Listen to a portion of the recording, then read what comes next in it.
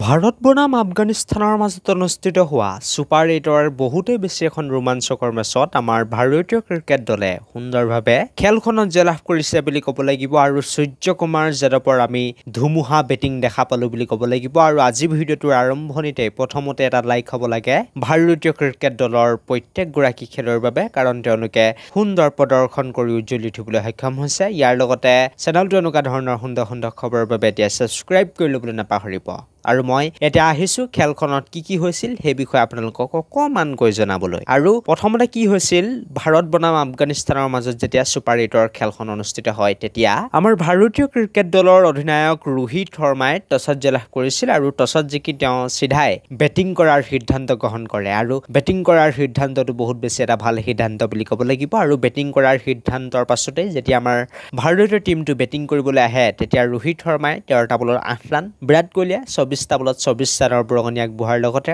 ঋষভ পন্তে এটা ধুমুহাৰ ইনিংছ খেলিছে 11টা বলত 20 ৰানৰ বৰঙণি আগবঢ়োৱাৰ লগতে সূৰ্যকুমাৰ যাদৱ একেবাৰে ধুমুহা বেটিং কৰিছে বুলি ক'ব লাগিব আৰু আমেৰিকাত ক্ষমা কৰিব আসলে ৱেষ্ট ইণ্ডিজত ৰাতিপুৱা হৈছিল আৰু সেই ৰাতিপুৱাৰ সময়তে সূৰ্যকুমাৰ যাদৱে সূৰ্যক নমস্কাৰ কৰিছে বুলি ক'ব লাগিব সুন্দৰ ইনিংছ মাত্ৰ 28টা বলতে 53 ৰানৰ এটা বিস্ফোৰক ইনিংছ খেলিছে বুলি ক'ব লাগিব তাৰ লগতে শিৱম দুবে তেখেতেও 7টা বলত 10 ৰানৰ বৰঙণি আগবঢ়ায় হাৰ্দিক পাণ্ডিয়াই ইম্পৰ্টেণ্ট ৰান মাৰিছে 24টা বলত 32 ৰানৰ বৰঙণি আগবঢ়োৱাৰ লগতে ৰবীন্দ্ৰ জাদেজাই 5টা বলত 7 ৰান অক্ষৰ পেটেল অৰ্থাৎ বাপু তেখেতে ইম্পৰ্টেণ্ট ৰান মাৰিছে 6টা বলত 12 ৰান ইয়াৰ লগতে অৰ্শদীপ সিঙেও 2টা বলত 2 ৰানৰ বৰঙণি আগবঢ়াবলৈ সক্ষম হয় আৰু আমাৰ ভাৰতীয় ক্ৰিকেট দলে নিৰ্ধাৰিত 20 অভাৰত প্ৰায় 8টা উইকেট হেৰুৱাই 181 ৰান মাৰে আৰু আফগানিস্তানৰ দলটিক এই খেলখনত জয়ৰ বাবে এটা বিশাল স্কোৰ বান্ধি দিয়ে বুলি ক'ব লাগিব প্ৰায় 182 ৰানৰ কিন্তু তাৰ প্ৰত্যুত্তৰত যেতিয়া আফগানিস্তানৰ দলটি বেটিং কৰিবলৈ আহে একেবাৰে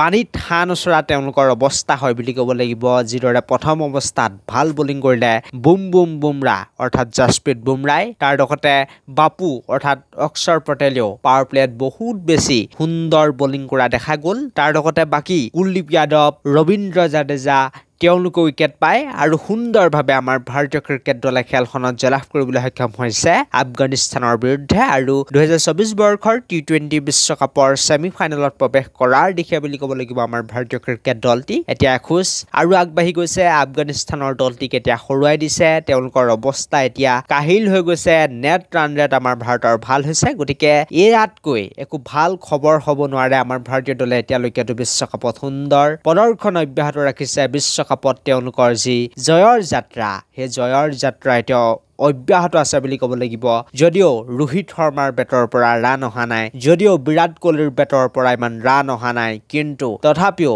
উঠি অহা যিসকল খেলুৱৈ আছে ভাৰতৰ উঠি অহা প্ৰজন্মৰ খেলুৱৈসকলে ভাল খেলিছে বাবে হয়তো আমাৰ ভাৰতীয় দলটি জিকিছে আৰু আপোনালোকক এই ভিডিঅ'টোত মই জনাবলৈ চেষ্টা কৰিলো যে আমাৰ ভাৰতীয় ক্ৰিকেট দল ছুপাৰ 8ৰ প্ৰথমখন মেচত জয়লাভ কৰিবলৈ সক্ষম হৈছে এইটো আছিল আজি ভিডিঅ'টো থেংক ইউ ফৰ ৱাচিং দিছ ভিডিঅ'